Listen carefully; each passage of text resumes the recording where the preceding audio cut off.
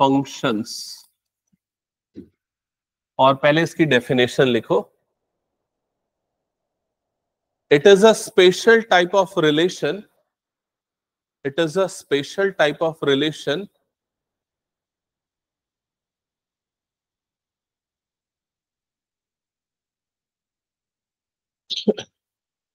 it is a special type of relation from set A to set B, from set A to set B, in which every element of set A, every element of set A has one and only one image, has one and only one image in set B, has one and only one image in set B. लिख लिया सबने? तो ये जो definition आप सुन रहे हो या लिख रहे हो उसको समझना काफी मुश्किल है, और फंक्शन को हम अलग अलग तरीकों से समझ सकते हैं, लेकिन अगर बुक की लैंग्वेज पे समझने जाओगे तो काफी परेशानी जाती है, ठीक है, बट वो भी समझना जरूरी पार्ट होता है। तो एक ये स्पेशल टाइप का रिलेशन होता है, इसलिए इसको हम आर से डिनोट कर देते हैं, जो किसके बीच में होता है, दो सेट्स के बीच में होता है, ए और बी के बीच में होता है, जैसा हमने डिफाइन किया, ठीक है।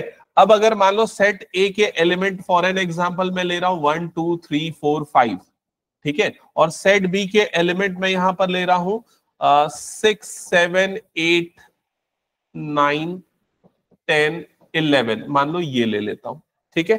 अब पहले हम इसके रिलेशंस को देखते हैं और कौन से रिलेशन को सेट बोलेंगे ये देखते हैं। इसके लिए हम पहले एरो डायग्राम का यूज करते हैं, ठीक है। तो पहले ये एग्जांपल नोट डाउन कर लो आप।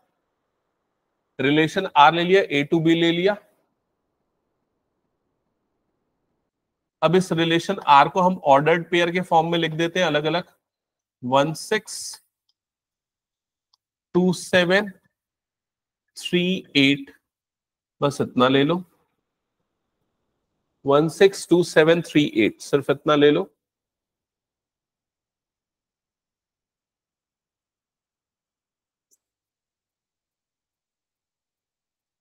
यहां तक हो गया। अब इस रिलेशन को हम एरो डायग्राम से रिप्रेजेंट करते हैं, तो यहां पर सेट ए अज्यूम कर लेते हैं, यहां पर सेट बी अज्यूम कर लेते हैं। सेट ए के एलिमेंट हमारे पास कौन कौन से, वो लिख देते हैं 1 2 3 4 एंड 5। सेट बी के एलिमेंट हमारे पास कौन कौन से, 6 7 8 9 10 एंड 11। यहां तक ओके, ठीक है। अब हम इस रिलेशन के ऑर्डर्ड पेयर के हिसाब से एरो बनाते, तो पहला एरो क्या हो जाएगा 1 से लेके 6 का, दूसरा एरो क्या हो जाएगा 2 to 7, तीसरा एरो क्या हो जाएगा 3 to 8। क्या ये क्लियर हो गया? ठीक है, यहां तक क्लियर। अब आपने जो फंक्शन की डेफिनेशन लिखी वो डेफिनेशन क्या थी, थोड़ा सा एक बार रिकॉल करो। It is a special type of relation from set A to set B. ये एक स्पेशल रिलेशन होता है दो सेट्स के बीच में, ए और बी के बीच में, in which every element of set A has one and only one image in set B. अब इसका मतलब समझो, every element of set A मतलब सेट ए के सारे एलिमेंट के लिए एक इमेज होनी चाहिए। इमेज किसको बोलते हैं और प्री इमेज किसको बोलते हैं, याद है ना? जो पहले दिया हुआ एलिमेंट है वो क्या होता है, प्री इमेज, और जो बाद वाला होता है उसको क्या बोलते हैं, इमेज। तो 1 की इमेज क्या है 6, 2 की इमेज क्या है 7, 3 की इमेज क्या है 8। क्लियर हो गया? Every element of set A has one and only one image in set B. तो क्या हम इस दिए हुए रिलेशन को फंक्शन बोल सकते हैं या नहीं? क्या वो डेफिनेशन को फॉलो कर रहा है या नहीं? कर रहा है, कर रहा है, क्या लगता है? इसमें दो चीज इंपॉर्टेंट है। पहली चीज, every element of set A, set ए के सारे एलिमेंट के लिए one and only one image, सारे एलिमेंट के लिए एक ही इमेज होनी चाहिए। तो 1 के लिए एक इमेज है, 2 के लिए एक इमेज है, 3 के लिए एक इमेज है, लेकिन क्या 4 और 5 की इमेज है? नहीं है। तो इसलिए इस रिलेशन को फंक्शन नहीं बोलेंगे। समझ में आई ये चीज? तो ये आपने एरो डायग्राम बनाया तो इसके नीचे लिखो, it is not a function, it is not a function. ये फंक्शन क्यों नहीं है? क्योंकि इसकी कोई इमेज नहीं है। ओके, हाँ, ओके, ठीक है। कल मैं टाइमिंग मैसेज करता हूं तुमको, ठीक है? हम्म, ठीक है ना, मैं देख लूंगा। तुम्हारी अभी क्लास है क्या केमिस्ट्री? हाँ ठीक है, मैं देख लूंगा थोड़ी देर में, ठीक है। अच्छा, अब फंक्शन पे आते हैं। सुनो, ध्यान दो। जैसे मैं फंक्शंस को बोला, अलग अलग तरीके से समझ सकते। फॉर एग्जांपल, मोबाइल में हर एक बटन का फंक्शन है। ये बटन का मैंने प्रेस किया, लाइट ऑन हुई, अगेन प्रेस किया, लाइट ऑफ हो गई, ये इसका फंक्शन है। ये बटन को प्रेस करना मतलब क्या? इनपुट देना। उसका रिस्पॉन्स मतलब क्या हो गया? उसका आउटपुट। क्लियर हो गया ये चीज? तो यहाँ पर इनपुट 1 था तो आउटपुट क्या आ गया? 6। इनपुट 2 था तो आउटपुट क्या आ गया? 7। इनपुट 3 था तो आउटपुट क्या आया? 8। इनपुट अगर 4 है तो आउटपुट कुछ मिला क्या? हमें नहीं मिला। अगर मैंने इस बटन को प्रेस किया, अगर कुछ रिस्पॉन्स नहीं हुआ, तो हम क्या बोलेंगे? इसका फंक्शन खराब हो गया है, ये बोलेंगे। तो ये फंक्शन नहीं कर रहा, या फिर ये फंक्शन नहीं है, बस वही चीज है। 4 का आपको कोई रिस्पॉन्स नहीं मिल रहा, 4 की आपको कोई इमेज नहीं मिल रही, इसलिए ये एक फंक्शन नहीं कहलाएगा। क्या ये समझ में आ गया सभी को? चलो एक और रिलेशन लेते हैं और देखते हैं वो फंक्शन कहलाएगा या नहीं। ठीक है, अगेन मैंने एक नया रिलेशन आर लिया, जो सेट ए से सेट बी में डिफाइंड है, और यही वो दो सेट है। दोबारा से मैं वही सेट ले रहा हूं, और ये रिलेशन आर है। इसके एलिमेंट हो गए, मान लो 1 6 2 7 3 8 3 8 4 9 4 9 5 10 5 10 और फिर 1 11। ये मान लो मैंने एक और रिलेशन लिया। अब फिर से इस रिलेशन को हम एरो डायग्राम से समझते हैं, तो हम फिर से दो एरो सेट्स बना लेते हैं और एरो डायग्राम बना लेते हैं। 1 2 3 4 5, और यहां पर आ जाएगा 6 7 8 9 10 एंड 11। ओके, तो ऑर्डर्ड पेयर के हिसाब से एरो बना लो। तो पहला ऑर्डर्ड पेयर 1 6 है, तो पहला एरो 1 2 6 गया। दूसरा है 2 2 7, तो ये 2 से एरो 7 पे गया। तीसरा 3 8 हो गया, चौथा 4 9 हो गया, पांचवा 5 10 हो गया, और छठवा 1 से 11, 1 to 11। क्या यहां तक समझ में आ गया सबको? हम्म अब ये फंक्शन है या नहीं बताओ? अगेन ये फंक्शन नहीं है। क्यों फंक्शन नहीं है? हर एक एलिमेंट की इमेज तो है, बट हर एक एलिमेंट की एक इमेज नहीं है। यहां पर 1 की आपको क्या मिल रही है? डबल इमेज मिल रही है। क्लियर हो गया ये चीज? इसका मतलब क्या हुआ?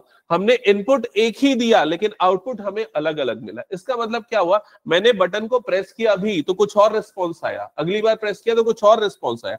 आउटपुट अलग अलग मिल रहे हैं सेम इनपुट आने पे। तब भी मैं क्या बोलूंगा? बटन फंक्शन नहीं कर रहा है प्रॉपरली, फंक्शन नहीं है, फंक्शन खराब हो गया। समझ में आया ये चीज? तो दूसरा डेफिनेशन जो आपको समझ में आया कि अगर एक इनपुट पे आपको डबल इमेज मिल रही है, डबल आउटपुट मिल रहा है, तो भी वो फंक्शन नहीं होगा। तो आप क्या लिखोगे? Not a function, not a function.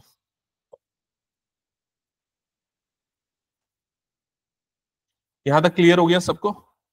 अगर आपको बिना एरो डायग्राम के देखना है, तो आप कैसे देख के समझोगे कि फंक्शन है या नहीं? आपको सीधे सीधे ऑर्डर्ड पेयर को देख के समझना है, तो कैसे समझोगे फंक्शन है या नहीं? आप सिंपली क्या देखोगे? पहले जो एलिमेंट है वो रिपीट नहीं होना चाहिए। तो देखो यहां पर पहले आने वाला एलिमेंट 1 रिपीट हो गया, मतलब डबल इमेज मिल रही है। दूसरा चीज, जो पहले आने वाले एलिमेंट का सेट होता है उसे क्या कहा जाता है? याद है किसी को? पहले आने वाले एलिमेंट को प्री इमेज कहते हैं, लेकिन उसके सेट को कंबाइनली हम क्या कहते हैं? नहीं, मुझे वर्ड प्रॉपर चाहिए। डोमेन। पहले डोमेन। पहले आने वाले एलिमेंट के सेट को हम कहते हैं डोमेन। तो इसका जो डोमेन है, इस रिलेशन का जो डोमेन है, वो यहां पर हमें क्या मिल रहा है? इसका डोमेन मिल रहा है 1 2 3 4 5, ये मिल रहा है फिलहाल।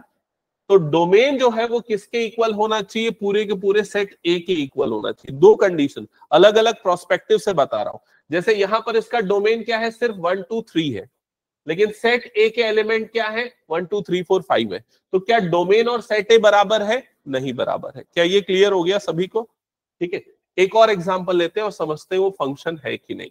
चलो एक और सेम रिलेशन ले रहा हूं मैं। Relation A to B consider कर रहा हूं, relation R from set A to B, और रिलेशन R के एलिमेंट्स, ऑर्डर्ड पेयर एलिमेंट्स ले रहा हूं मैं यहां पर 1,6, 2,6, 3,6, 4,6, 5,6, that's it.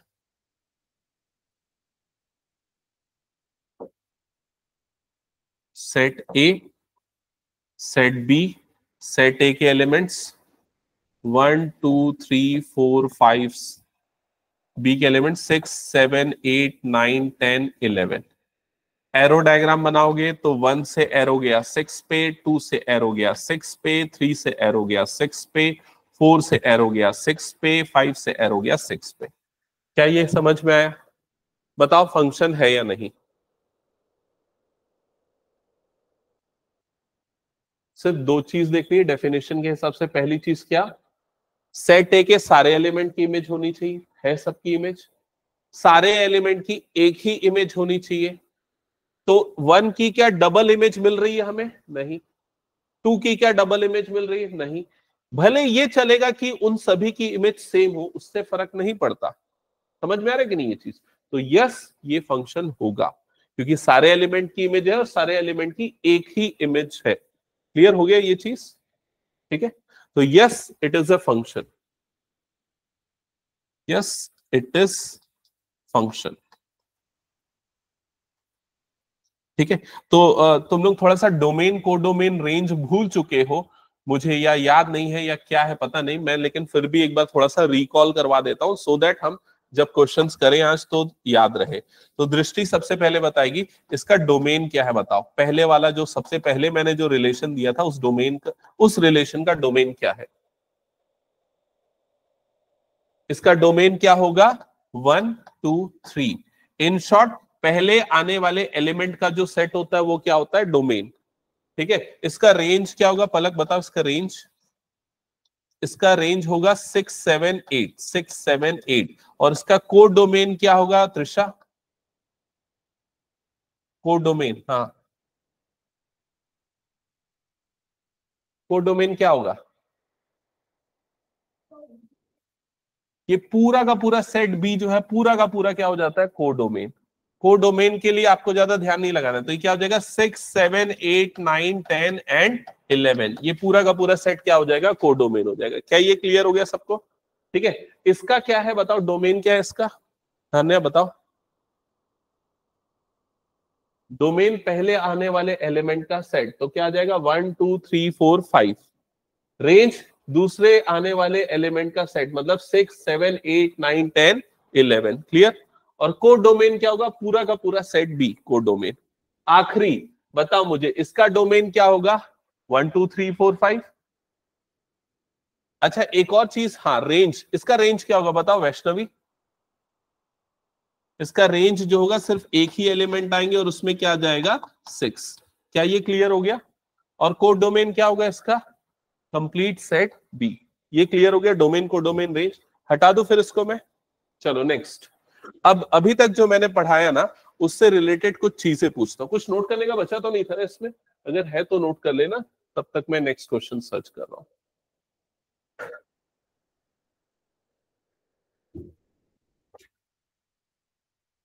और कुछ एग्जाम्पल की जरूरत तो नहीं है ना ऐसे वाले कि बन जाए, समझ में आ गया ये concept?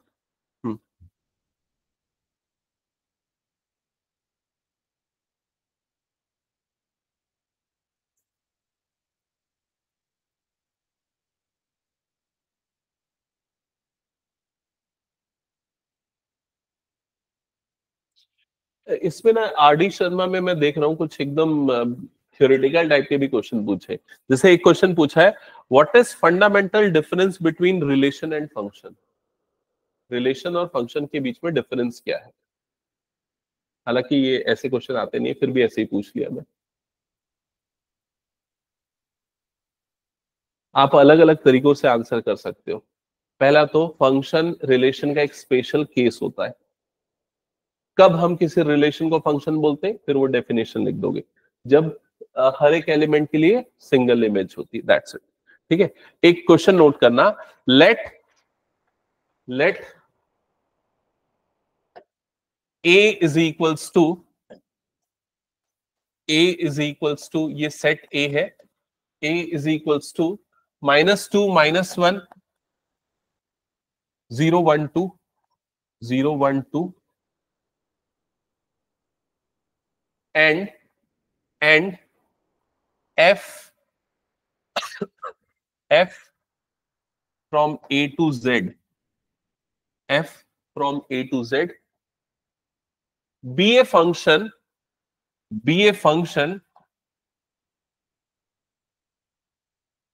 defined by x square minus 2x plus 3, x square minus 2x minus 3, x square minus 2x minus 3.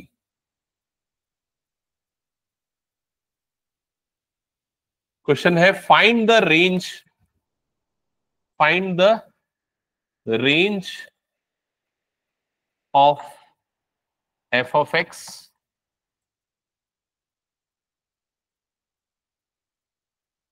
and second है, ये फर्स्ट पार्ट था, find the range of f of x, second है find pre images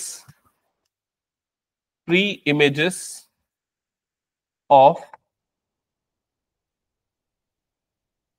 6 minus 3 and 5, 6 minus 3 and 5.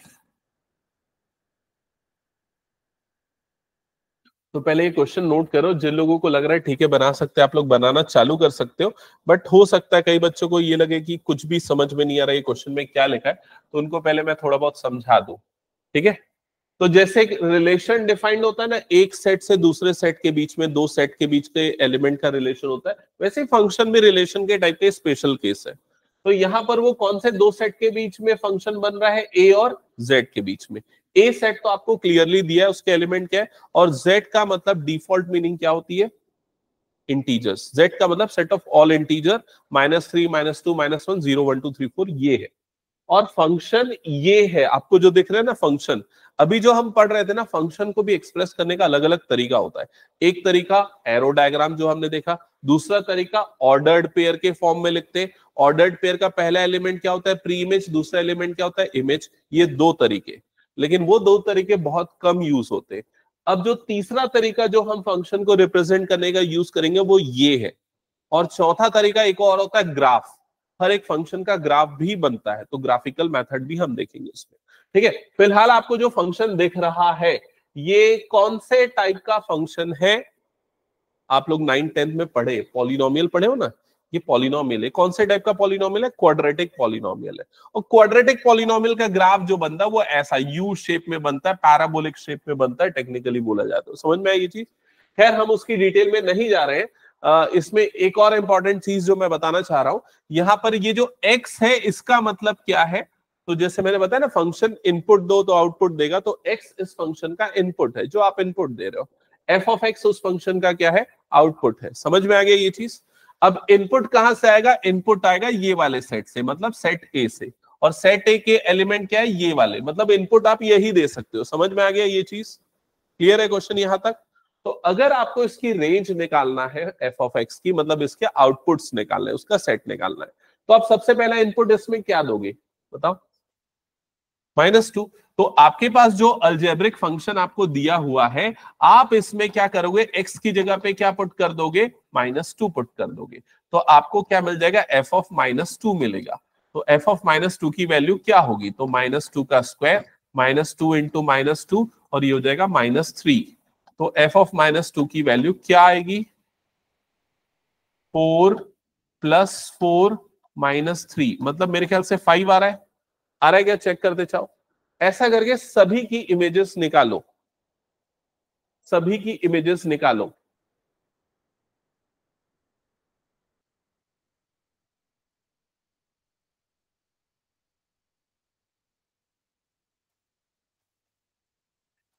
F of -2 5 आया, F of -1, F of 0, F of 1, F of 2, ये सब calculate करो।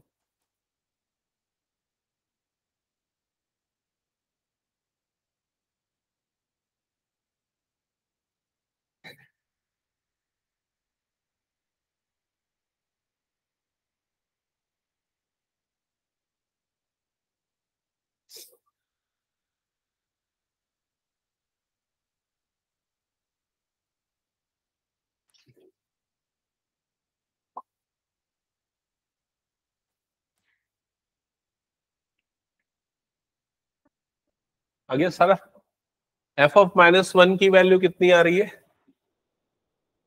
0।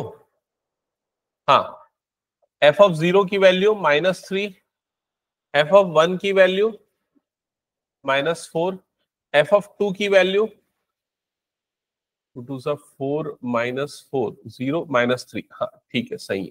एक बार check कर लो, ठीक है। नहीं आया तो समझ तो गए ना, कैलकुलेट तो कर लोगे, कैलकुलेशन ही है बस है।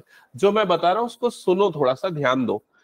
इसका मतलब 2 की इमेज आई 5, तो मैं फंक्शन को ऐसा भी लिख सकता हूं, यहां पर f लिखा और अंदर में ऑर्डर्ड पेयर लिखूंगा जिसमें पहला एलिमेंट आएगा -2 और उसकी इमेज क्या आ गई 5। दोनों का मतलब एक ही होता है, ध्यान से समझो। एफ ऑफ -2 = 5 या फिर ये दोनों का मतलब सेम है। और क्या लिख सकता हूं? -1, 0। और क्या लिख सकता हूं? 0, -3। और लिख सकता हूं 1, -4। और आखिरी लिख सकता हूं 2, -3। क्या यहां तक समझ में आ गया? अब क्वेश्चन के फर्स्ट पार्ट में क्या पूछा है? Range of f of x. तो बताओ रेंज क्या है इस फंक्शन का? रेंज किसको बोलते हैं? सेकंड आने वाले सेकंड इमेजेस के सेट को। तो क्या आ जाएगा यहां पर? 5, 0, -3, -4। -3 दो बार आ रहे हैं, एक ही बार लेंगे। तो क्या आ जाएगा? 5, 0, -3 एंड -4। That's it. ये क्या हो जाएगा इसका रेंज? क्या ये समझ में आया त्रिशा? कुछ डाउट? ओके।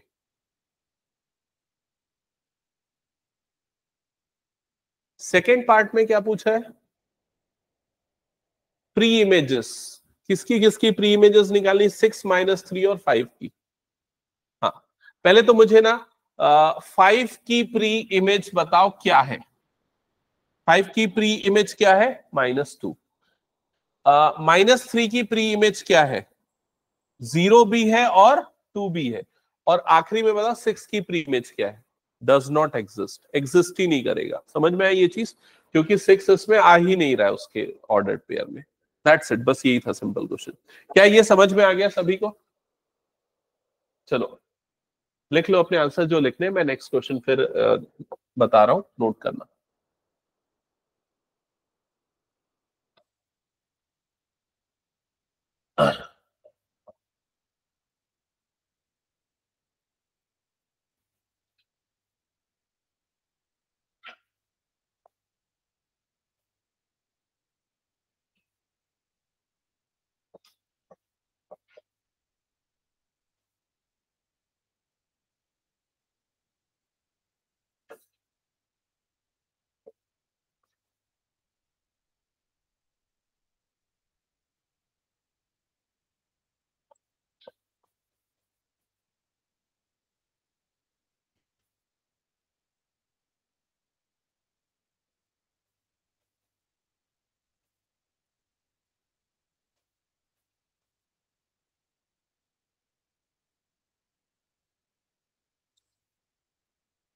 पिछला वाला हो गया सबका? हाँ, तो सामने आपको एक फंक्शन दिख रहा है, पहले नोट कर लो। ये जो फंक्शन दिख रहा है। और ये बताओ आप लोगों ने के घर में कभी ना कभी वाला यूज किया कि नहीं? स्मार्ट बल्ब कभी यूज किया क्या घर में किसी ने? ठीक है, घर में है? नहीं है स्मार्ट बल्ब? वाईफाई से कनेक्ट हो जाता है। यूज किया क्या कभी? नहीं किया। उसमें ना एक फंक्शन रहता है, जैसे उसमें एक तो स्मार्ट बल्ब में लगाओ, वाईफाई से उसको पेयर कर दो, फिर क्या कर सकते हो? मोबाइल ऐप के थ्रू उसको कंट्रोल कर सकते हो, उसका कलर वलर बदल सकते हो। हाँ, एलेक्सा शॉर्ट ऑफ रहता है, एलेक्सा से भी वो कनेक्ट हो जाता है। फिर आपको मोबाइल ऐप की भी जरूरत नहीं, ओरली आप बोलोगे अपने आप करेगा।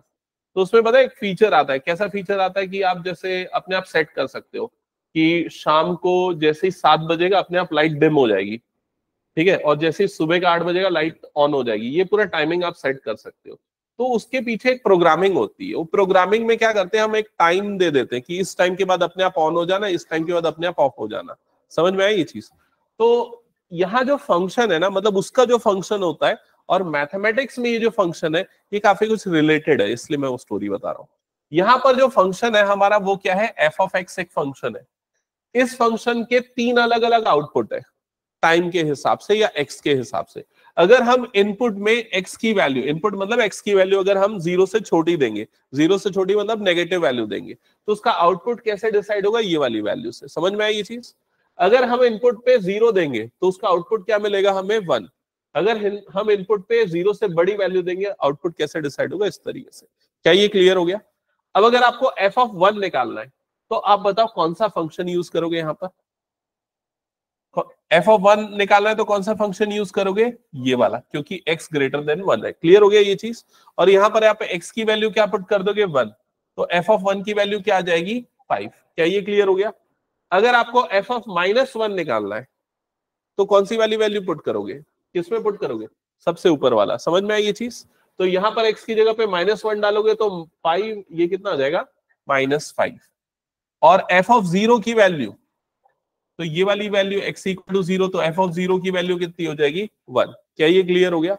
और f(2) बताओ आखिरी आंसर कितना आएगा? f(2) की वैल्यू आ जाएगी 9, क्योंकि 2 मतलब 0 से बड़ा, मतलब डायरेक्टली ये वाली वैल्यू पुट करेंगे। क्या ये क्लियर हो गया? ठीक है। तो ये अलजेब्रिक फंक्शन के अलग अलग पार्ट्स हैं, और ये जो अभी देख रहे हो ना, ये और कई जगह पे यूज होने वाला है ये मेथड जो आप अभी पढ़ रहे थे। नेक्स्ट क्वेश्चन नोट करना।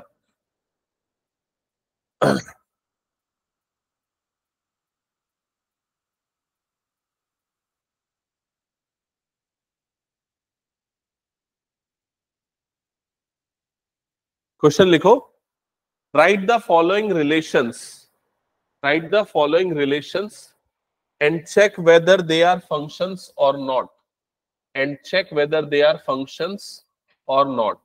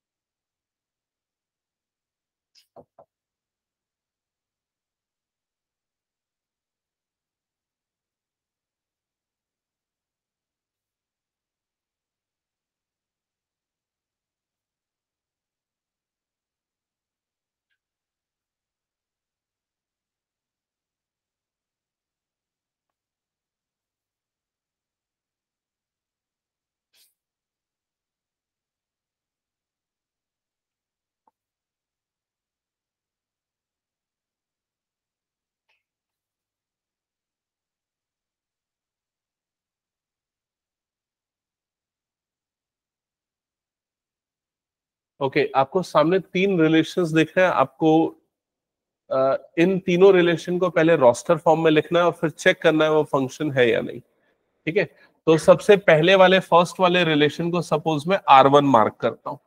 इसको पहले अलग निकाल लेता हूं।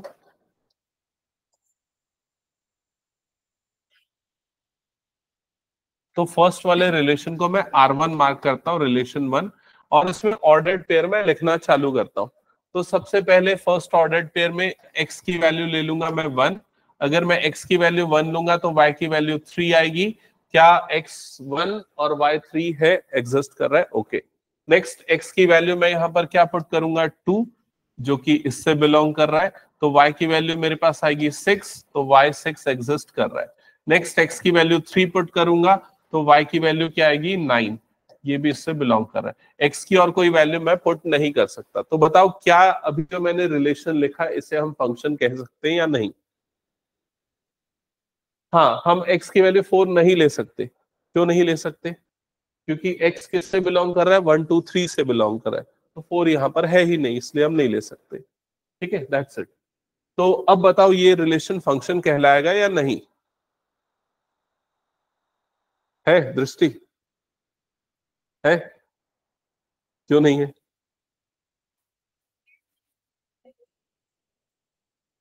देखो, फंक्शन होने के लिए 2 रूल। पहला ये कि हर एक एलिमेंट की इमेज होनी चाहिए। किस हर एक एलिमेंट की? जो यहां से आ रहा है, सभी की इमेज है। सभी की एक इमेज होनी चाहिए, सभी की सिंगल इमेज है, 1 की भी सिंगल, 2 की भी सिंगल, 3 की भी सिंगल है, मतलब यस ये फंक्शन है। समझ में आएगी ये चीज? सेकंड वाला बताओ फंक्शन है या नहीं, रोस्टर फॉर्म में लिखो सेकंड वाले को, फिर बताओ फंक्शन हो गए या नहीं।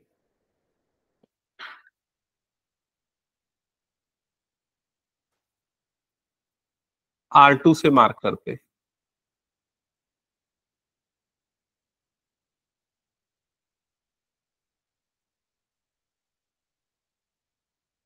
लिख लिया रोस्टर फॉर्म में। ओके, तो सबसे पहले x की वैल्यू सपोज आपने 1 पुट की होगी, तो x अगर मैंने 1 पुट किया तो 1 + 1 ये कितना आ गया, 2 आ गया, है ना। तो अगर ये 2 आया तो मुझे y ऐसा नंबर लेना पड़ेगा जो 2 से बड़ा हो। तो 2 से बड़ा नंबर मतलब 2 ले सकता हूं क्या, नहीं ले सकता, तो क्या लेना पड़ेगा मुझे, 4। तो पहला एलिमेंट यहां पर क्या आ जाएगा, 1,4। क्या ये समझ में आ गया? और अगर मान लो मैंने x की वैल्यू 1 ली तो y की वैल्यू मैं 6 भी ले सकता हूं क्या, चेक करो। अगर मैं x 1 ले रहा हूं y 6 ले रहा हूं तो यहां पर 2 हो गया और ये नंबर कितना है, 6। तो ये रिलेशन वैलिड है ना, 6 बड़ा होता है 2 से, वैलिड है, मतलब 1,6 भी लूंगा। लेकिन मैं 1,2 नहीं ले सकता हूं, क्यों, समझ में आ गया ना, 1,2 क्यों नहीं ले सकता हूं। अगला नंबर अगर मान लो मैं x की वैल्यू 2 लेता हूं, तो x की वैल्यू 2 लूंगा तो 2 + 1 ये कितना हो गया, 3, है ना। मतलब मैं y की वैल्यू क्या ले सकता हूँ, 4 ले सकता हूँ, क्योंकि 3 छोटा होता है किससे, 4 से। और अगर मान लो मैं x की वैल्यू 2 लिया तो y की वैल्यू 6 भी ले सकता हूँ। क्या ये समझ में आ गया? अब ये जो रिलेशन दिख रहा है ये फंक्शन है या नहीं, क्या लग रहा है? नहीं है, क्यों नहीं है? क्योंकि हमें 1 की एक से ज्यादा इमेज मिल रही है, इसलिए फंक्शन नहीं है। आखिरी वाला बताओ जल्दी से। इसको रोस्टर फॉर्म में पहले कन्वर्ट करो, नॉट अ फंक्शन, यस ये फंक्शन है। और आखिरी वाले का आंसर जल्दी से बताओ, रोस्टर फॉर्म में कन्वर्ट करके।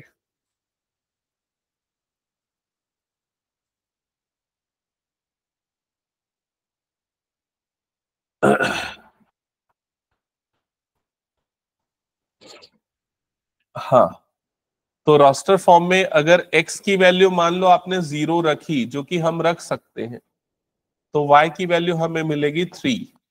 x की अगली वैल्यू हम 1 रख सकते हैं इसमें से, तो y की वैल्यू हमें 2 मिलेगी, क्योंकि वो भी इसमें है। x की अगली वैल्यू हम क्या रख सकते हैं, 2, तो y की वैल्यू हमें मिलेगी 1। ओके, x की अगली वैल्यू हम 3 पुट कर सकते हैं, तो y की वैल्यू क्या मिलेगी, 0। चेक करो ये मिल रहा है। तो अब बताओ ये रिलेशन फंक्शन होगा या नहीं?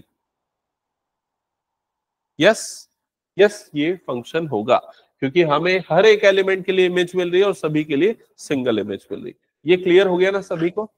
ओके, चलो जल्दी कंप्लीट करो। फिर आते हैं कुछ डिफरेंट टाइप ऑफ फंक्शंस पे, स्टैंडर्ड फंक्शंस पे। तो अब मैं जो जो फंक्शंस बताते जा रहा हूं वो नोट करते जाना फटाफट, ठीक है। सबसे पहला लिखो, सबसे पहले लिखना लीनियर फंक्शन, लीनियर फंक्शन,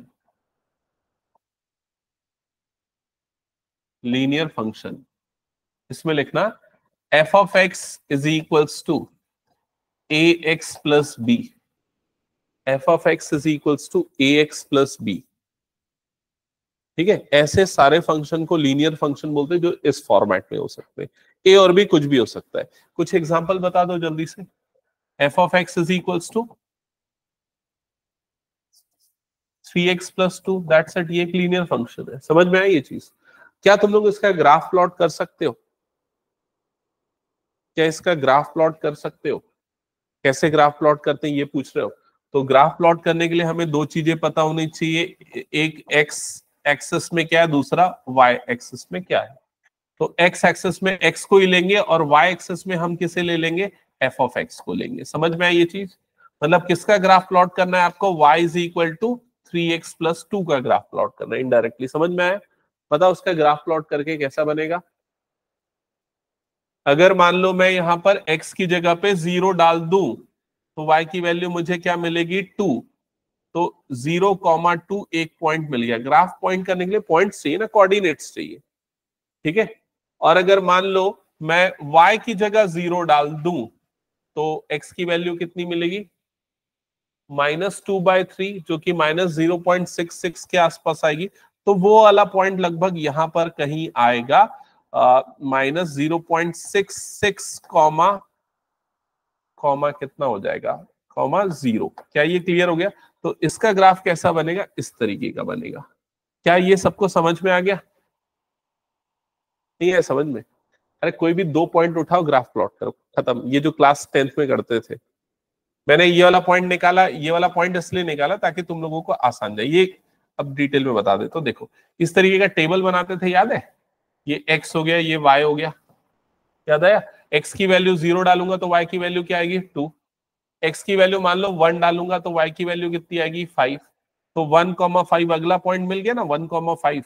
तो दोनों पॉइंट को ज्वाइन करते हुए लाइन बना दो, तो इसका ग्राफ बन गया। क्या ये समझ में आया सभी को? ठीक है, पक्का क्लियर? अब बताओ, इसका जब तुम लोगों ने ग्राफ बनाया तो क्या बनेगा, लाइन बनेगा। इसीलिए इसका नाम क्या है, लीनियर फंक्शन। ए और बी बदलोगे तो क्या फर्क पड़ेगा, बस लाइन इधर उधर खसकेगी, उसका डायरेक्शन बदलेगा, यही तो फर्क पड़ेगा। लेकिन अल्टीमेटली बनेगा क्या, लाइन ही बनेगा। क्या ये क्लियर हो गया सभी को? ठीक है, तो इसको बोलते हैं लीनियर फंक्शन। इसके बाद नेक्स्ट फंक्शन आता है क्वाड्रेटिक फंक्शन। मान लो f of x is equal to, मैंने बना दिया एक्स स्क्वायर। बताओ इसका ग्राफ कैसे बनेगा, F of X equal to X square का? पैराबोलिक बनेगा। जब आप इसका ग्राफ प्लॉट करने के लिए जाओगे, मान लो आपने x की जगह 0 डाला तो एफ ऑफ एक्स की वैल्यू क्या आ जाएगी, 0।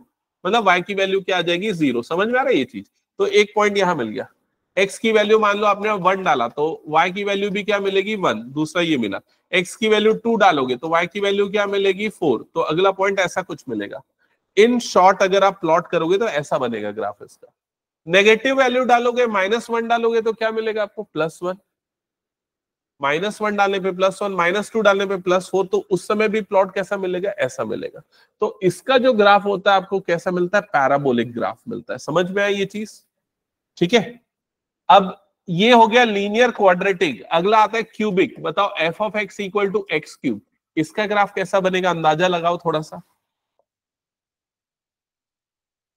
कैसा बनना चाहिए?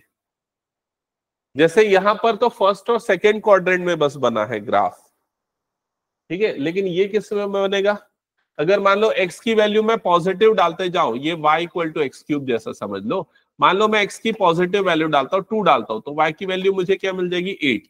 x की वैल्यू 3 डालता हूँ तो y की वैल्यू कितनी मिलेगी, 27। x की वैल्यू 0 डालूंगा तो y की वैल्यू क्या मिलेगी, 0। एक तो ओरिजिन बनेगा, बाकी पूरा पॉइंट ऐसा कुछ आएगा। समझ रहे हो? x की नेगेटिव वैल्यू डालूंगा तो क्या होगा, मान लो x मैंने -2 डाला तो y की वैल्यू कितनी हो जाएगी, -8। -2 का क्यूब कितना हो जाता है, -8। माइनस माइनस दोनों माइनस आ रहा है, मतलब कहां पर बनेगा, थर्ड क्वाड्रेंट में। तो ग्राफ कुछ ऐसा बनेगा। समझ में आ रहा है ये चीज? ठीक है। अब एकदम तुम लोगों को ग्राफ प्लॉट नहीं करना, एक अंदाजा मैं बता रहा हूं। ये अंदाजा क्यों बता रहा हूं, क्योंकि इससे आप कई चीजें समझ सकते हो डोमेन और रेंज से रिलेटेड। ठीक है। ऐसे ही अगला जो टर्म आएगा वो कौन सा आएगा, बाय क्वाड्रेटिक वाला आएगा, x की पावर 4 वाला, x की पावर 5 वाला। इस तरीके से डिग्री बढ़ते जाएगी। लेकिन ये सारे के सारे फंक्शन जो अभी मैं बता रहा हूं, अभी जो बता रहा हूं, वो एक फैमिली से बिलोंग करते हैं। उसको कौन सी फैमिली बोलते हैं, अलजेब्रिक फंक्शन या फिर पॉलिनोमियल फंक्शन। ये सारे के सारे कौन से फंक्शन है, पॉलिनोमियल। फिर चाहे वो लीनियर हो, चाहे वो क्या हो, क्वाड्रेटिक हो। शॉर्ट में ये सब चीजें देखते जाओ ना, ये ग्राफ और ये फंक्शन लिखते जाओ। ये क्वाड्रेटिक हो गया, ये लीनियर हो गया, ये कौन सा फंक्शन हो गया, क्यूबिक हो गया। ये सारे के सारे फंक्शन जो है, ये सारे के सारे फंक्शन कौन सी कैटेगरी से आते हैं, ये आते हैं पॉलिनोमियल फंक्शन। पॉलिनोमियल फंक्शंस है ये।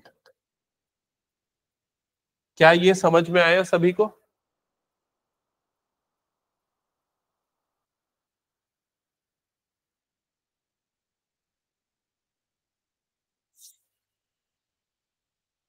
नहीं, ऐसा कोई जरूरी नहीं है। अगर मान लो x² + 1 होता तो ओरिजिन से पास नहीं होता।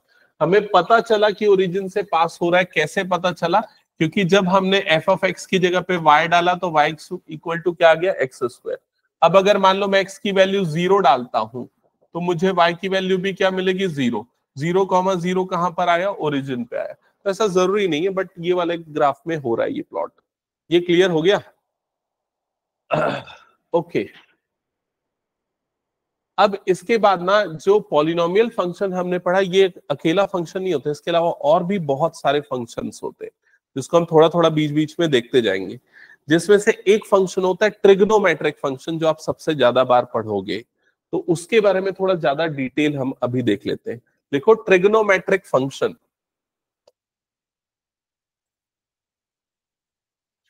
ट्रिग्नोमेट्रिक फंक्शन, ठीक है। अब ट्रिग्नोमेट्रिक फंक्शन क्या हो सकता है? जैसे F of x is equals to sine X, या फिर F of x is equals to cos X, या फिर F of x is equals to tan X, sec X, cot X. ये सारे के सारे फंक्शन कौन से? Trigonometric function. इस फंक्शन में एक्स क्या है? उनका इनपुट, जो एक्चुअल में क्या होता है? एंगल। और एंगल को मेजर करने की दो यूनिट्स, तीन यूनिट्स होती है, बट दो जनरली आप लोग पढ़ते हो, जिसमें से मैं दोबारा बता रहा हूं क्योंकि कई बच्चे हो सकता है अभी तक नहीं पढ़े होंगे। तो एक जो एंगल को मेजर करने की यूनिट होती है उसको बोलते हैं डिग्री यूनिट, जो आप ऑलरेडी पढ़े हुए हो। 0 डिग्री, फिर क्या होता है 30 डिग्री, और कौन कौन से एंगल पे आपने वैल्यू निकाली? 45 degree, 60 degree, 90 degree, 180 degree, 360 degree. कुछ एंगल मैं यहां पर लिख रहा हूं, डिग्री यूनिट। और दूसरा मेजर कौन सा होता है? रेडियन मेजर, रेडियन मेजर, ठीक है। ये वाला मेजर पता है तुम लोगों को? नहीं पता है? बाकी तुम लोगों को सबको पता है रेडियन मेजर। तो ये एंगल को मेजर करने की दूसरी यूनिट होती है, इसका कन्वर्जन समझ लो। 180 डिग्री क्या होता है? पाई रेडियन के इक्वल होता है, ठीक है। मतलब जैसे हम लोग स्क्वायर फीट और इंचेस वो सब पढ़ते हैं ना, मीटर, मीटर एक यूनिट होती है और दूसरी यूनिट कौन सी होती है? फीट होती है। कई बार हम मीटर में लेंथ को मेजर करते हैं, कई बार फीट में मेजर करते हैं। उसी तरीके से एंगल को भी इन दो पे मेजर किया जाता है, लेकिन 11th ऑनवर्ड्स आप सिर्फ यही वाला मेजरमेंट पढ़ोगे, रेडियन मेजर, जिसमें 180 डिग्री पाई रेडियन होता है। 360 इसका डबल हो गया, मतलब कितना हो जाएगा? 2 पाई रेडियन हो जाएगा। 90 डिग्री मतलब इसका हाफ हो गया, मतलब कितना रेडियन हो जाएगा?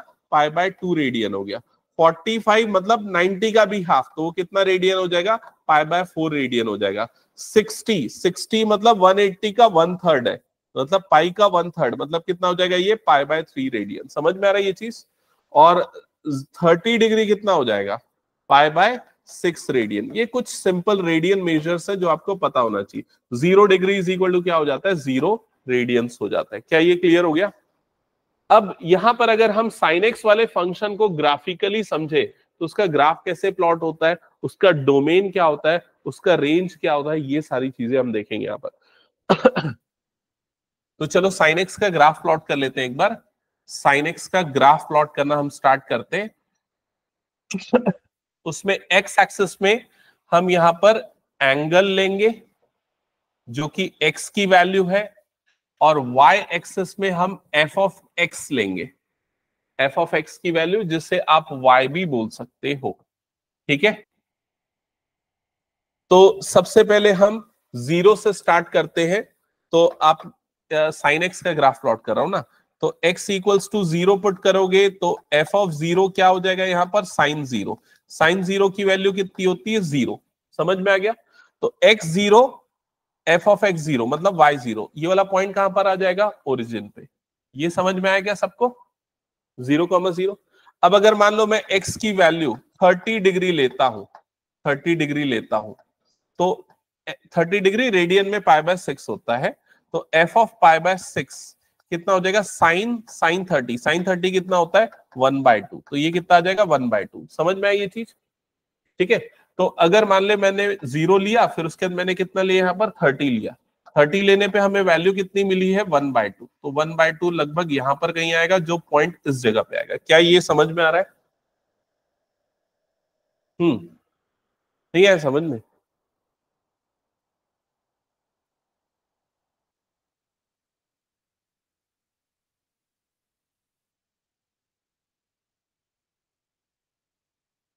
देखो, यहां पर हमारे पास y is equals to sine X, जो हमारा फंक्शन है ना, F of x is equals to sine X. तो हम इसका ग्राफ प्लॉट करने के लिए एफ ऑफ एक्स को हम y ले लिए, y इक्वल टू क्या आ गया, साइन एक्स आया। अब हमें ग्राफ प्लॉट करने के लिए जरूरत होती है पॉइंट्स की, पॉइंट्स मतलब x और y की वैल्यूज की।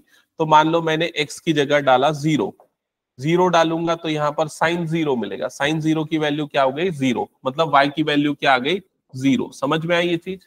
तो मेरा जो पहला पॉइंट है उसका कोऑर्डिनेट क्या हो गया, 0,0 हो गया। क्या ये अभी समझ में आया? अब मैंने x की वैल्यू डाली 30, डिग्री में बता रहा हूं, तो साइन 30 की वैल्यू कितनी होती है, 1/2। तो y की वैल्यू मुझे कितनी मिल गई, 1/2। इसका मतलब 30 डिग्री पे वैल्यू मुझे y एक्सिस की वैल्यू कितनी मिल रही है, 1/2। तो ये ही आएगा कोऑर्डिनेट। अब मैंने x की वैल्यू डाली मान लो 90 फॉर एग्जांपल, तो y की वैल्यू कितनी मिलेगी, तो साइन 90 की वैल्यू कितनी होती है, 1, तो y की वैल्यू कितनी हो जाएगी, 1। तो यहां पर आ गया मान लो 90 डिग्री, तो ये वाली वैल्यू बढ़ के कितनी हो गई, 1। तो इसका ग्राफ जो है ना वो लगभग ऐसा कुछ बनेगा 0 से 90 पे। क्या ये चीज समझ में आई जो मैं बताना चाह रहा था? ठीक है, साइन का ग्राफ 0 से 90 डिग्री में इस तरीके का कुछ बनेगा, जिसमें उसकी मैक्सिमम वैल्यू कितनी जाएगी, 1 जाएगी, और 90 डिग्री को ही हम क्या बोल देते हैं, π/2 रेडियन बोलते। ओके, यहां तक क्लियर हो गया? ठीक है, अब एंगल 90 डिग्री तक तो होता नहीं है, वो आगे और बढ़ता है, 180 डिग्री तक जाता है। तो साइन का ग्राफ जो है आगे जाके ये और डिके होता है। अब क्यों होता है ये मैं ट्रिग्नोमेट्री पढ़ाऊंगा तब मैं आपको बताऊंगा। ऐसा फिर डिके होता है, जैसा वो राइज किया वैसा ही वो फॉल करेगा अगले 90 डिग्री के लिए, अगले राइट एंगल के लिए। तो ये वाला एंगल अब कितना बन जाएगा यहाँ पर, 180 डिग्री। 180 डिग्री मतलब रेडियन में लिखा जाए तो कितना रेडियन हो जाएगा, ये पाई रेडियन। समझ में आ रहा है ये चीज? ठीक है, फिर उसके बाद फिर क्या होगा, अभी ये यहां पर भी नहीं रुकेगा, एंगल 180 तक नहीं होता, एंगल कहां तक जाता है, कंप्लीट एंगल 360 तक। फिर ये डिके होते हुए और नेगेटिव तक चला जाएगा, और नेगेटिव तक चला जाएगा, और ये कहां तक जाएगा, एकदम -1 तक। इस तरीके से ये वाली वैल्यू कहां तक जाएगी, -1 तक। ठीक है, और ये -1 की वाली ये वाली वैल्यू किस पॉइंट पे आएगी, तो नेक्स्ट 90 डिग्री पे उसकी वैल्यू -1 पे आएगी। मतलब ये वाला जो पॉइंट है ये 90 + 90 + 90, तो कितना आएगा बताओ, ये वाला काउंट 270। तो 270 पे उसकी वैल्यू कितनी मिल जाएगी हमें, -1। समझ में आ रहा है ये चीज? फिर और इंक्रीज होगा, और इंक्रीज होते होते फिर वो नेक्स्ट क्या हो जाएगा, 360 डिग्री। क्योंकि 360 डिग्री और 0 डिग्री दोनों एक ही जगह पे बनता है, तो 0 डिग्री अगर यहां बन रहा है तो 360 एक साइकिल कंप्लीट होके उसी जगह पे बनेगा। इस वजह से साइन जहां से शुरुआत हुआ था वहीं पर वो क्या हो जाएगा, एंड हो जाएगा। क्या ये समझ में आ गया सभी को? तो साइन एक्स का ग्राफ कुछ इस तरीके से बनता है, जिसमें यहां पर उसके एंगल की वैल्यू है, मतलब जिसको हम एक्स से डिनोट कर रहे हैं, और वाई एक्सिस उसके एफ ऑफ एक्स की वैल्यू को डिनोट कर रहा है। क्या ये समझ में आ गया? लेकिन क्या हम ये बोल सकते हैं कि एंगल 360 पे रुक जाएगा? और भी तो हो सकता है कि एंगल कितना बन जाए, 390 बन जाए, 390 डिग्री। तो 390 degree is actually equivalent to 30 degree, क्योंकि 360 0 के इक्वल होता है, तो 390 किसके इक्वल हो जाएगा, 30 डिग्री के। मतलब वापस से ये चीज 390 डिग्री पे वापस से ये बढ़ना चालू होगी। समझ में आ रहा है कि नहीं ये चीज? तो अगर मैं साइन का ग्राफ प्लॉट करने जाऊंगा तो वो ग्राफ इस तरीके से प्लॉट होते जाएगा। कहां से कहां तक जाएगा, वो पूरे +∞ तक प्लॉट होगा। इसका ग्राफ इसी तरीके का प्लॉट होते जाएगा आगे कंटिन्यू में। और लेफ्ट साइड पे भी ये कहां से कहां तक होगा, ये -∞ से। नेगेटिव एंगल भी हो सकते हैं ना, ऐसा तो नहीं है कि पॉजिटिव एंगल ही हो सकते। नेगेटिव एंगल कैसे होते हैं, अगर मान लो मैं -30 डिग्री बोलता हूं तो -30 कहां पर बन जाएगा, इस डायरेक्शन में। +30 कहां पर बनता है, ऊपर, एंटी क्लॉकवाइज। नेगेटिव एंगल कहां पर बनते हैं, नीचे की तरफ, क्लॉकवाइज डायरेक्शन। तो ये इस तरीके से बनेगा। क्या ये क्लियर हो गया? अब ये ग्राफ मैंने क्यों समझाया, उसके पीछे का लॉजिक समझना। हम एक चीज पढ़ रहे थे, डोमेन और रेंज, याद है?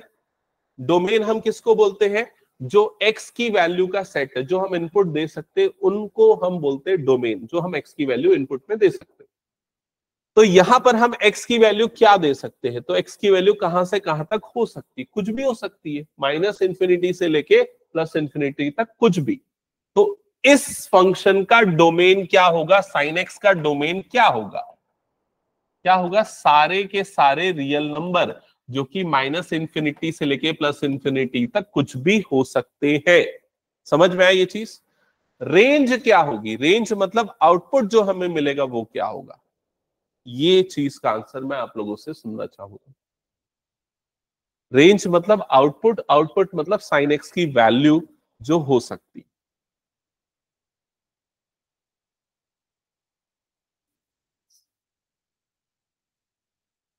हाँ हाँ 0 to 1। हाँ, दृष्टि क्या बोल रहा है? गुड, दृष्टि ने करेक्ट आंसर दिया है। इसका आंसर है -1 से लेके +1, क्योंकि एफ ऑफ एक्स की मिनिमम वैल्यू आपको कितनी मिल रही है, देखो यहां पर -1, मैक्सिमम वैल्यू यहां पर कितनी मिल रही है, +1। तो इसकी रेंज कहां से कहां तक होगी, -1 से लेके +1। क्या ये समझ में आया सभी को?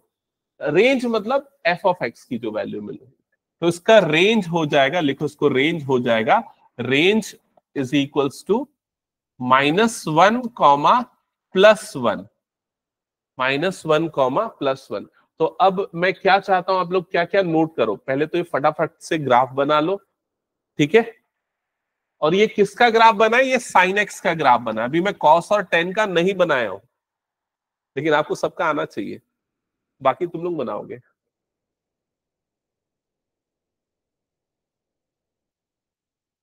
और ये सिर्फ ट्रिग्नोमेट्रिक फंक्शन एक है, इसके अलावा पचासों तरह के और फंक्शन होते हैं। लॉगरिथमिक फंक्शन होता है, एक्सपोनेंशियल फंक्शन होता है, मॉडुलस फंक्शन होता है, ग्रेटेस्ट इंटीजर फंक्शन होता है, सिग्नम फंक्शन होता है, बहुत सारे और भी फंक्शन होते हैं। अब देखो क्या है, टफनेस के लेवल पे जाएंगे तो कभी खत्म नहीं होगा, लेकिन मैं कहीं पर बाउंड करूंगा और कुछ चीजें आपके लिए छोड़ दूंगा एक्सप्लोर करने के लिए, ठीक है। नहीं तो हम एक ही चैप्टर में ही घूमते रह जाएंगे, इतना बड़ा चलता है फंक्शंस पे। बट ट्रिग्नोमेट्री इसलिए मैंने स्पेशली सबसे पहले बताया क्योंकि हर जगह काम आता है। आप कोई भी चीज पढ़ोगे उसमें सबसे ज्यादा यूजफुल होगा।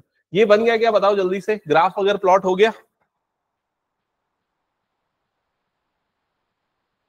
ग्राफ, डोमेन और रेंज, और अगर किसी ने कर लिया तो मुझे बस ये बताना कि cos x का ग्राफ कैसा बनेगा और tan x का ग्राफ कैसा बनेगा। ये दो ग्राफ मुझे फटाफट चाहिए, और ग्राफ के बाद उसका डोमेन और रेंज भी बताना पड़ेगा आप लोगों को हालांकि।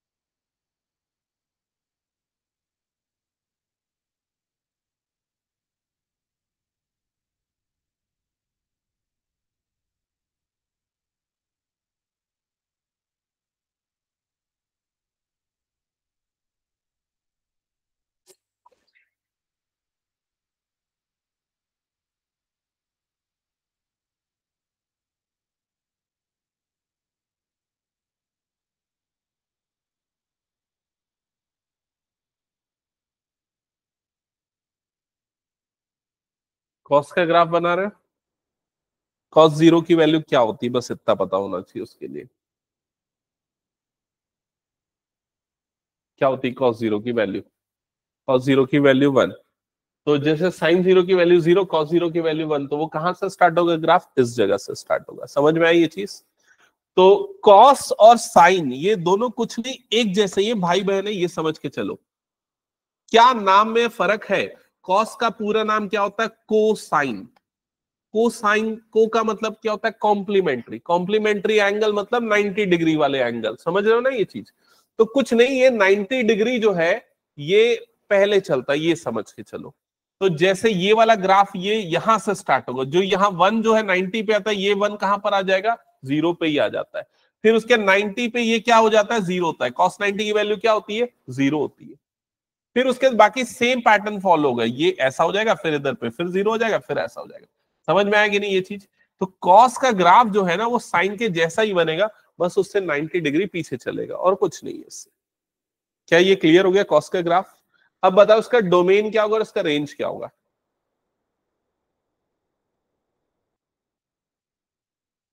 डोमेन क्या होगा? Minus infinity two plus infinity, क्योंकि कोई भी वैल्यू आप पुट कर सकते हो एक्स की। रेंज क्या होगा? सेम होगा, -1 से लेके +1, दैट्स इट। क्योंकि इसमें y एक्सिस की वैल्यू बदल रही है क्या? नहीं बदल रही है। क्या ये समझ में आ गया cos x का ग्राफ और उसकी वैल्यू?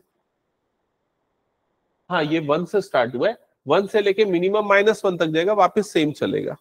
तो स्टार्ट कहीं से भी हो, बट रेंज का मतलब उसकी पॉसिबल वैल्यूज क्या क्या मिल रही है हमें। ओके। अच्छा, अब 10x का ग्राफ प्लॉट करने के लिए आप 10 की थोड़ी सी वो 10th वाली टेबल याद करो। 10 0 की वैल्यू कितनी होती थी? 10 0 की वैल्यू क्या होती थी? 0। 10 30 की वैल्यू कितनी होती थी? 1/√3। 10 45 की वैल्यू कितनी होती थी? 1। 10 60 की वैल्यू कितनी होती थी? √3। √3 मतलब 1.7, ऐसे ही कुछ होता है ना। और 10 90 की वैल्यू कितनी होती थी? इनफाइनाइट। क्लियर हो गया ये चीज? तो कम से कम आप लोग 0 से 90 डिग्री में तो इसका ग्राफ प्लॉट कर ही सकते हो। ये हो गया मान लो 0, और ये हो गया मान लो 90। 90 बोलना हम प्रेफर नहीं करेंगे, π/2 रेडियन में बोलना प्रेफर करेंगे। ठीक है, यहां तक क्लियर हो गया? तो 10 0 की वैल्यू 0, 10 0 की वैल्यू 0, मतलब ये वाला पॉइंट कहां पर आ गया? ओरिजिन पे। क्या ये क्लियर हो गया? 10 45 की वैल्यू कितनी हो गई? 1। तो मान लो ये 45 डिग्री है, तो इस पे इसकी वैल्यू आ गई 1। क्या ये क्लियर हो गया? 10 90 की वैल्यू कितनी होती है? इनफाइनाइट। तो इनफाइनाइट कहां पर आएगा? कहीं नहीं पता। तो इसका ग्राफ ऐसा कुछ बन जाएगा। समझ में आई ये चीज? ठीक है, 0 से लेके 90 डिग्री पे ग्राफ इस तरीके का बनेगा। और उसके बाद नेगेटिव पे भी उसका ग्राफ जो है वो यही पैटर्न फॉलो करेगा, इस तरीके का बन जाएगा। और यही फिर पैटर्न इसका बार बार रिपीट होगा हर जगह पे, सेम पैटर्न इसमें रिपीट होता जाएगा। तो अब अगर मान लो ये सेम पैटर्न रिपीट होगा, बोलने का मेरा मतलब है कि अगला कितना आ गया? 0 से ये -90 से +90 ना, फिर अगले इंटरवल पे फिर क्या चेंज हो जाएगा इसका? 90 से 180, ये नेगेटिव होता है, नेगेटिव से पॉजिटिव जाएगा, ये ग्राफ ऐसा बन जाएगा। 90 से 180 ये हो गया, 180 से फिर ये किधर तक चले जाएगा? 270 तक, फिर 270 से 360। ये सेम ग्राफ जो है ना, बार बार इसमें रिपीट होगा, ऐसा ऐसा रिपीट होगा। अब मुझे बताओ उसका डोमेन क्या होगा, रेंज क्या होगा? डोमेन मतलब एक्स की वैल्यू आप क्या पुट कर सकते हो? कुछ भी पुट कर सकते हो। एक्स तो एंगल है, कोई भी एंगल लो, उस पे ये डिफाइंड होगा। लेकिन एक एंगल पे वो नॉट डिफाइंड हो जाता है। वो कौन सा एंगल है? वो कौन सा है? π/2, 90 डिग्री। तो डोमेन में आप सारे वैल्यू को लोगे, लेकिन π/2 को आप नहीं ले सकते, क्योंकि इनफाइनाइट होना मतलब नॉट डिफाइंड होना। Infinite is not defined. समझ में आ रहा है ये चीज? तो डोमेन में आप लोगे, लेकिन π/2 को इसमें काउंट नहीं करोगे। इसको कैसे लिखेंगे? तो इसको लिखने का एक तरीका होता है, इसको लिखेंगे set of all real numbers except π/2। क्या सिर्फ π/2 है? नहीं। और कौन सा नंबर है? -π/2 भी है। क्या सिर्फ π/2 और -π/2 है? नहीं। और कौन सा नंबर है? 3π/2 पे भी ऐसा ही होने वाला है, मतलब 270 डिग्री पे भी ऐसा होने वाला है। क्या सिर्फ π/2 और 3π/2 पे होगा? नहीं। और आगे जाके एक और पॉइंट ऐसा आएगा, वो कौन सा होगा? 5π/2। और एक पॉइंट पे आएगा, वो कौन सा होगा? 7π/2। ऐसा करते हो बहुत सारे ऐसे पॉइंट आएंगे जब ये नॉट डिफाइंड होने वाला है। तो हम इसको लिखेंगे r माइनस n 2n+1 π/2, ये लिखेंगे r-2n+1 π/2।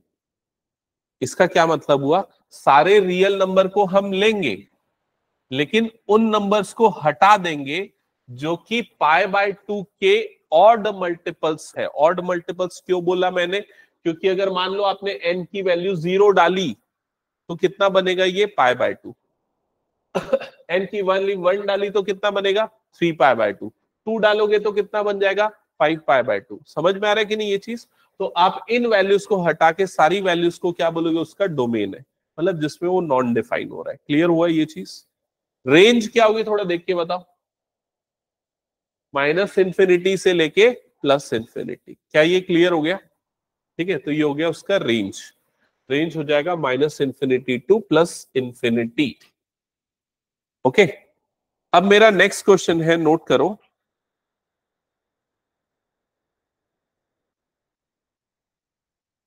Find the range of find the range of f of x is equals to sin square x. Find the range of f of x is equal to sin square x. बताओ,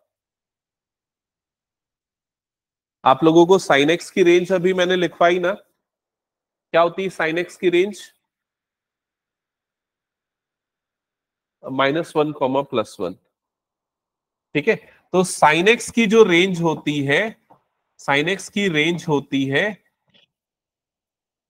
-1, +1। ये सबको clear हो गया था ना, कैसे आया था -1 से +1? तो ये बताओ साइन स्क्वायर एक्स की रेंज क्या होगी?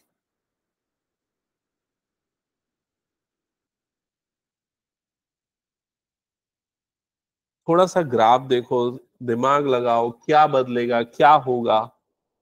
साइन स्क्वायर एक्स, अगर ये भी समझ में आया थोड़ा सा और उसको इजी करके लिख देता हूं, साइन एक्स का होल स्क्वायर ऐसा लिख देता हूं। चलो,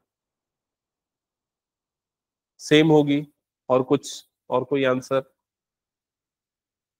और कोई आंसर? हाँ, सेम होगा। अच्छा देखो कैसे पता करेंगे क्या होगा। साइन एक्स की मिनिमम वैल्यू क्या होगी बताओ? ये -1 से +1 इसकी रेंज है, तो मिनिमम वैल्यू कितनी होगी? -1। अगर मैं -1 डालूंगा तो स्क्वायर करूंगा तो क्या मिलेगा मुझे? +1। समझ में आ रहा है कि नहीं ये चीज? और मैक्सिमम वैल्यू 1 डालूंगा तो 1 डालने पे भी क्या हो जाएगा? 1 का स्क्वायर 1। समझ में आ रहा है ये चीज? मतलब एक चीज तो क्लियर है कि स्क्वायरिंग कर रहा है मतलब हमें नेगेटिव वैल्यू नहीं मिलेगी। इसके बीच में जीरो भी आता है ना, अगर मैं 0 डालूंगा तो 0 का स्क्वायर क्या हो जाएगा? 0। तो इसकी वैल्यू कहां से कहां तक चेंज करेगी? 0 से लेके 1 तक। तो इस फंक्शन की रेंज क्या हो जाएगी? 0,1। क्या जो मैं बोल रहा हूं समझ में आ रहा है? क्यों 0,1 होगा? तो इसका लिखो रेंज हो जाएगा, इसका रेंज होगा 0,1। क्या ये चीज समझ में आ गई सभी को? 0,1 क्यों? क्योंकि हमेशा आपको पॉजिटिव वैल्यू ही मिलेगी, बिकॉज साइन स्क्वायर आया है। नेक्स्ट क्वेश्चन, चलो जल्दी बताना अब मुझे। f of x is equals to 2 sin x। बताओ इसकी रेंज क्या होगी? हाँ,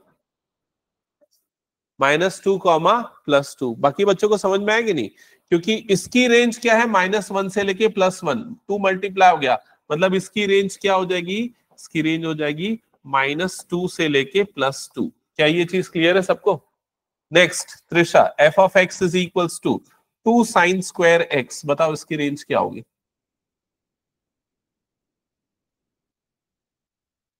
0,2।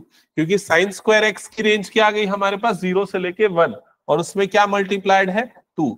तो इसकी रेंज क्या हो जाएगी? इसकी रेंज हो जाएगी 0,2। क्या ये चीज क्लियर हुई सभी को? अच्छा अब ये बताओ, मान लो ऐसा लिखता हूं, f of x is equals to sin x +5। बताओ इसकी रेंज क्या हो जाएगी?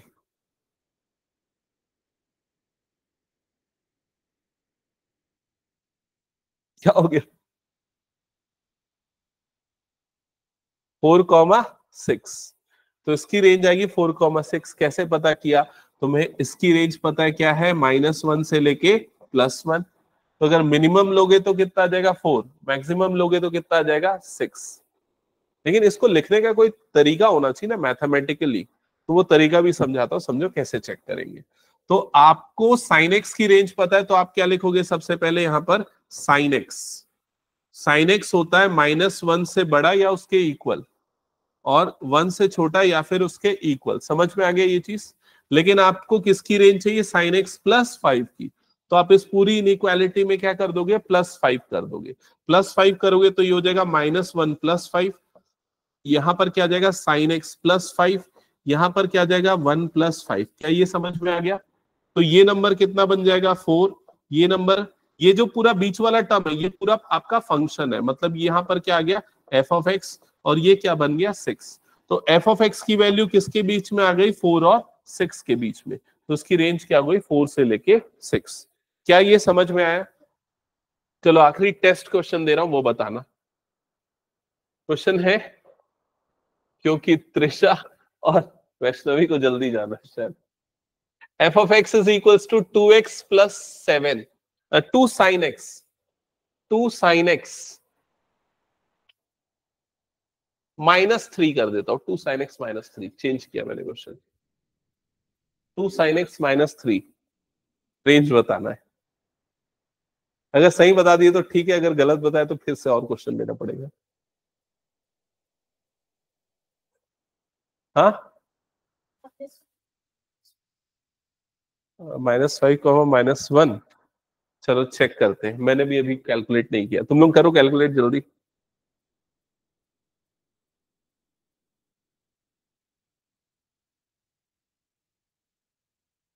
शायद सही है। हाँ, नहीं कुछ गड़बड़ लग रहा है क्या? चलो देख लेते हैं, सॉल्व करें। यही मेथड से किया? हाँ, उसी से करना है सॉल्व, उसी मेथड से करना है। रेंज देखो, सबसे पहले हमें इसकी वैल्यू पता है साइन एक्स की। साइन एक्स की वैल्यू किससे किसके बीच में होती है? -1 से लेके +1 के बीच में होती है। ऐसा इनइक्वालिटी बनाना पड़ेगा। अब क्या करना पड़ेगा? पहले इसमें 2 मल्टीप्लाई करना पड़ेगा पूरी इनइक्वालिटी में। अगर मैं 2 मल्टीप्लाई करूंगा तो ये कितना बन जाएगा? -2, ये कितना बन जाएगा? +2, और बीच में क्या आ जाएगा? ये 2 sin x। क्या ये चीज समझ में आ गई? अब मुझे क्या करना पड़ेगा? इसमें 3 को माइनस करना पड़ेगा पूरी इनइक्वालिटी में।